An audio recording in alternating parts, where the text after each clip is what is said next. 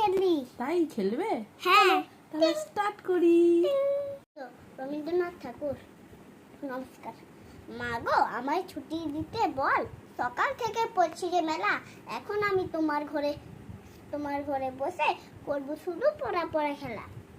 তুমি বলছো? তুমি বলছো দুপুর এখন সবে, না হয় যেন সত্যি হলো তাই। একদিন কি দুপুর বেলা হলে বিকেল হলো মনে করতে নাই।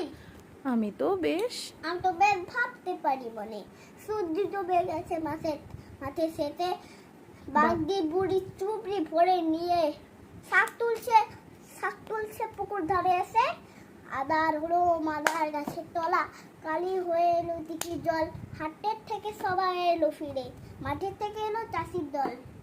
মনে কর না উঠলো সাজের তারা, মনে কর না সন্ধে হলো যেন। রাতের বেলা দুপুর যদি হয়, দুপুর বেলা রাত হবে না কেন? নমস্কার।